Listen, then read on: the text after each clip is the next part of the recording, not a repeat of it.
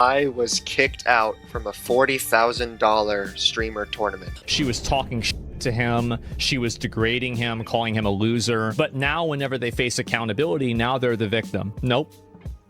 Oh, no. If you guys do not know, Bazm ZB is hosting a tournament called the Deadpool Creator Cup, and it's where 48 creators are all coming together in order to show Deadpool and play the new season for a cash prize of $40,000, sponsored by NetEase, and I was removed from it. Now, do not harass anybody you see in this video. Marvel Rivals tournament drama is straight up wild right now. This whole mess centers on a college student who actually needed the prize money to pay for tuition, not flex online. Instead of support, he got bullied, clowned, and booted from his own team just because he wanted to compete seriously and win. Imagine grinding non-stop, doing everything right, and still getting treated like a problem for wanting a fair shot. You understand? No, it's Well, not. you've been making me play shit. Of course I'm gonna play. How do you not see the problem right now? Wait, first of all, it's deadass Kingsman, like, shut the fuck up. Okay, bro. You're doing too much. Lucy's not even on Invis. Second of all, you're getting value because No, she shouldn't be dead. Yes. I'm getting value because I'm 1v6ing. Is for you, bro. Yes, Zaza is 0-5, but we won the point, bro. Why? Because they were hard. Like, 4 people are dying here. That means 4 of their util, 4 of their resources are all spent on Zaza. The people behind this move didn't just mess up, they speedran a reputation collapse in under 3 days. The gaming community watched it unfold in real time, and nobody liked what they saw. One bad call turned into non-stop backlash, receipts everywhere, and public embarrassment across the scene. No exaggeration, this became a live lesson in how fast the internet turns when you move foul. Here's the setup. The Marvel Rivals Creator Cup pulled in 48 content creators, all battling it out for a $40,000 prize pool split between the winning team. Did you guys know there's going to be a $40,000 Marvel Rivals Creator Tournament happening next Sunday the 18th? And I get to be team captain. And guess who's never going to be team captain again? That's real money. Not retirement cash for big streamers, but still serious stakes. That's where Kingsman enters the picture. He's a legit beast. Hit rank 1 on PC using a controller, which is not easy. Hey guys. Pace and point proven right now. From day 1, he said he wanted to lock in, because as a college student drowning in tuition debt, winning his share could actually help cover his education. Sounds reasonable, right? If you enter a tournament with real cash on the line, most people would assume winning matters. I need this for my college. I need this for my college. I have about 6 or 7 more years. But this is where the whole situation completely derails. Kingsman ends up on a team captained by CC alongside a player named Zach and a few others, and once practice scrims start, a massive issue becomes impossible to miss. Zach straight up refused to switch characters and locked in Black Widow every single time.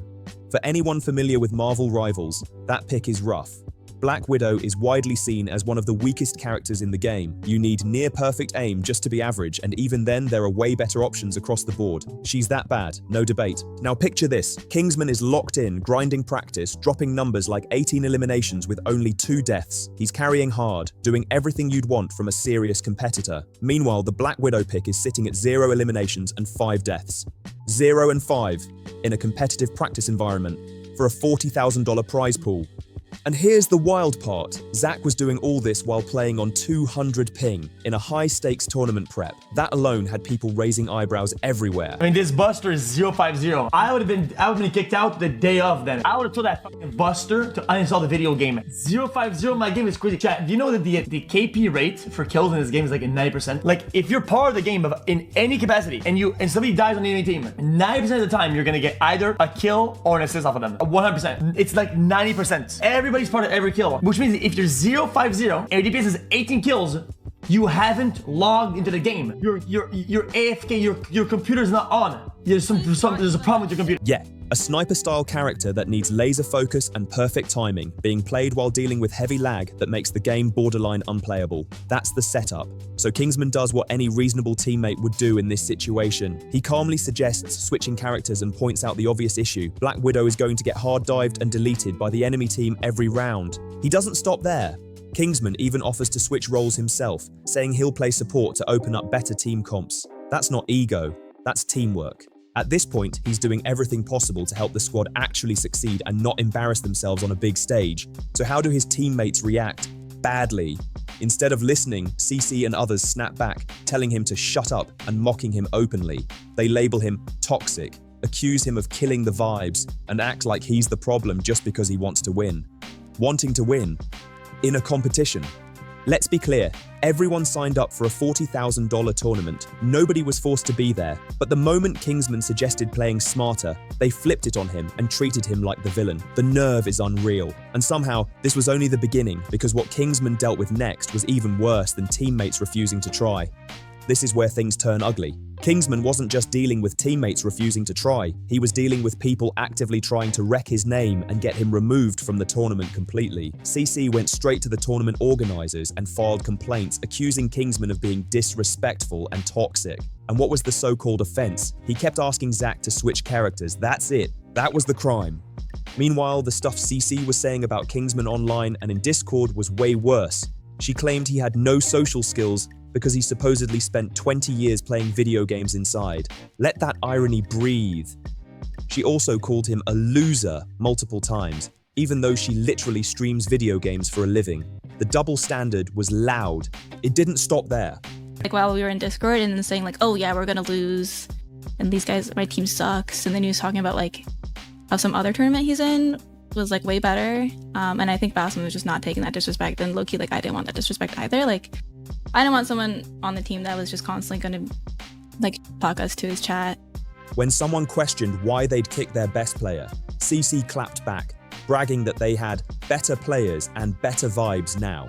But the lowest moment came when another teammate openly mocked Kingsman for needing the prize money to help pay for college. Out loud, on record, financially comfortable streamers clowning someone for needing money to pay for college. Let that irony sit for a second. People who already made it, already secured, laughing at a student just trying to afford school. That alone rubbed a lot of people the wrong way. But somehow it still got worse. Zach's boyfriend, a guy named Kaplan, decided he was going to jump in and save the day. He put together a full Google document trying to expose Kingsman's so-called toxic behavior.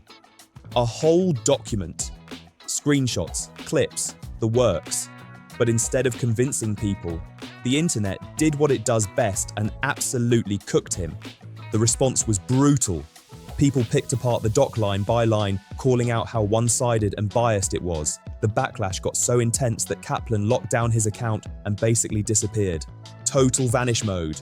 Later on, he came back with an apology, admitting he overstepped cherry-picked clips and shouldn't have gotten involved in the first place. But by then, the damage was already done. Kingsman was removed from the tournament, the rank 1 player, the guy carrying every scrim. I hit rank 1 on PC with a controller. No, this is not clickbait. No, it was not early season. I actually did. The one who just wanted to compete properly. Kicked out because he took a $40,000 tournament seriously and dared to suggest better tactics. Unreal.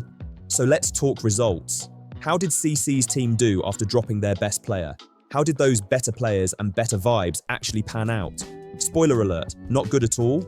They finished with just 1 win and stacked losses, landing near the bottom of the entire tournament, almost dead last. That's the outcome.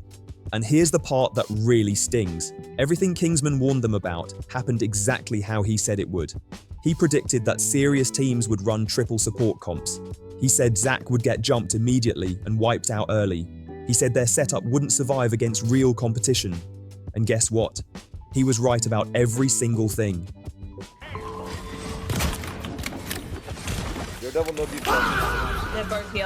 So hating on her would be an understatement. I'm making this video in response to Kingsman's video and also to all the chatters that are going to come in and ask questions again. I'm just going to direct you to this. Yeah. And it's the last I'm going to speak about. We're not going to watch this the whole time. I don't want to listen to this for 15 minutes. Don't. The teams that actually cared about winning ran the exact compositions Kingsman suggested during practice. Meanwhile, CC's squad got steamrolled round after round. No adjustments, no answers, just straight losses. The irony was loud, but the drama didn't stop there. CC then dropped a video and a string of statements trying to explain herself. She claimed she was having a panic attack when she insulted Kingsman. She blamed her bad social skills for how she acted. Then she tried to shift responsibility onto the tournament organizer, saying kicking Kingsman wasn't her call, even though she approved it. And yeah, the internet was not buying that story at all. That's when community notes popped up and completely exposed what was really going on. The notes pointed out that CC kept bullying Kingsman even after the first wave of drama died down. People also brought receipts showing a pattern of her going after other players and talking reckless online. So when she tried claiming the comments were misogynistic and racist, the community note shut that down fast. Turns out she had only received 2 comments before locking replies, and neither one was hateful. 2 comments, that's it. Yet she was already pushing the victim narrative before any real backlash even hit. The math wasn't mathing. Then Kaplan's apology made things even messier. He admitted he went behind Zach's back and got involved even though he was told to leave it alone. He straight up took responsibility for being the reason Kingsman got kicked. That directly contradicted CC's claim that the decision was all on the tournament organizer. Stories not lining up at all. The apologies felt forced, rushed, and more about damage control than accountability. But here's where the story flips in the best way possible. The gaming community showed up hard for Kingsman. His stream blew up overnight. When he went live, viewers flooded in and he pulled in over $3,000 in donations and subs. Real support, real love, real karma. Within minutes of him going live, people were throwing support his way non-stop. Donations and subs flooded in, and a lot of viewers made it clear why. They respected how Kingsman stayed calm, didn't clap back recklessly, and handled the whole situation with maturity. People genuinely wanted to help him cover college tuition, and that support showed up fast and loud. He didn't stop there. Kingsman also dropped a full YouTube video breaking down everything that happened, and it popped off hard. Nearly 1 million views. That kind of reach brings real income, and for a college student, that's huge. Between streaming support and video revenue, the community basically stepped in where the tournament failed. Meanwhile, CC's damage control attempt went the complete opposite direction. Weird how women managed to ruin everything competitive in the Steam game. I think this does have to do with the fact that they're women, and I'll explain why. Her apology video got ratioed into oblivion. It's because they're being hostile and aggressive, and the moment that somebody responds that way, they claim that it's misogyny. You're using your identity as both a sword and a shield. That's just what happens. That's such a good point. You're so right about that. Millions of views, terrible like to dislike numbers, and comment sections filled with people calling out the behavior line by line. No mercy, no spinning it. The drama got so big that it escaped the Marvel Rivals bubble entirely. Even mainstream sports pages jumped in with the official Atlanta Hawks TikTok posting about the situation. At that point, it wasn't just gaming drama anymore. This turned into a bigger conversation about toxic behavior in competitive gaming, about entitlement, about creators who think competition should revolve around vibes and content instead of skill and integrity. And honestly, this whole situation put that issue on full display. A lot of these creators just want to show up, grab appearance fees, farm clips, and get praise no matter how messy things get.